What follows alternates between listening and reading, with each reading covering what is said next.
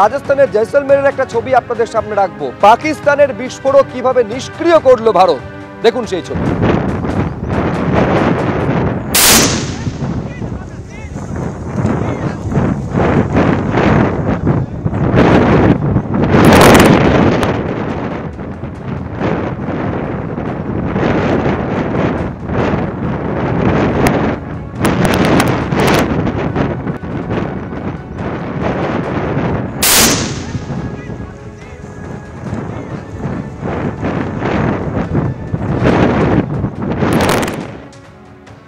এবার আপনাদের সামনে রাখবো অপারেশন সিঁদুরে ভারতের প্রত্যাঘাত।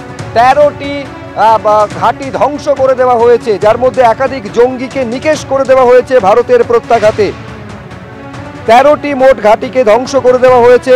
পাক এয়ারবেস, ইসলামাবাদ, লাহোর থেকে করাচি, শিয়ালকোটের পাক এয়ারবেস ধ্বংস করা হয়েছে। এর মধ্যে পাকিস্তানের পাঞ্জাব প্রদেশের চকওয়ালের মুরিদ, ইসলামাবাদের নূর খান এয়ারবেস ধ্বংস করে দেওয়া হয়েছে। পাঞ্জাব প্রদেশের রহিমিয়ার খান, শোরকোটের রফিক এয়ারবেস ধ্বংস হয়ে গিয়েছে ভারতের প্রত্যাঘাতে। এই তালিকায় রয়েছে সরগোধা, সুক্কুর, চুনিয়ান, স্কারদু, ভোলারি, জাকোবাবাদ, লাহোর, করাচি এয়ারবেস ছাড়াও শিয়ালকোটের পসরুর রেডার সিস্টেম ধ্বংস করে দেওয়া হয়েছে। How have Indian forces managed to minimize the damage to both civilian and military infra in the country, in spite of the unrelenting efforts by the Pakistani forces? I've had a lot to say about the layered and integrated air defense systems put in place by the Indian Armed Forces. This robust AD system comprises of a large variety of multi-layered AD sensors and weapon systems, from point defense weapons like the low-level air defense guns, shoulder-fired manpads, and short-range surface-to-air missiles or SAMs. The numerous waves of drones and unmanned combat aerial vehicles employed by Pakistan were also thwarted by the indigenously developed soft and hard kill counter-US systems. Shown on the screen is a probable enemy PL-15 missile, which is of Chinese origin. This missile has missed its target, and you can see the pieces now which are available with us. Another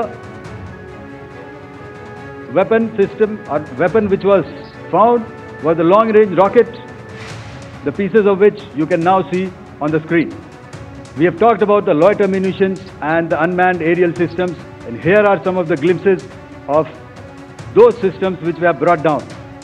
To your right, with the right undercarriage or the wheel, you can see is the YIHA system.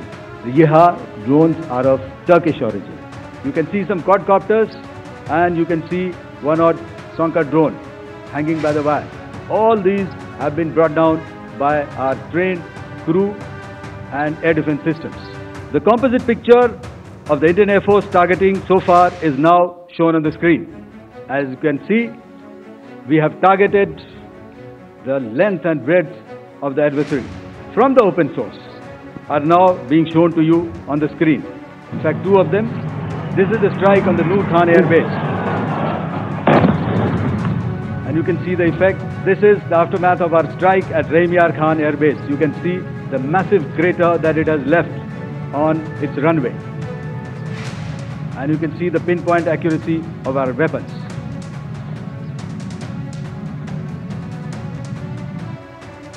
আমি এই মুহূর্তে সরাসরি পাঞ্জাবের আটটারি সীমান্তে আপনাদের নিয়ে যাব। পার্থপ্রতিম ঘোষ আমাদের প্রতিনিধি রয়েছেন। পার্থ, এইটা আমি তোমার থেকে জানতে চাইছি, যখন আজ ডিজিএমও স্তরের একেবারে যে হটলাইনে কথা হলো, পাকিস্তানের ডিজিএমও বলছেন যে আর সংঘর্ষ বিরতি লঙ্ঘন করা হবে না, সংঘর্ষ বিরোধী চুক্তি তারা মেনে চলবেন।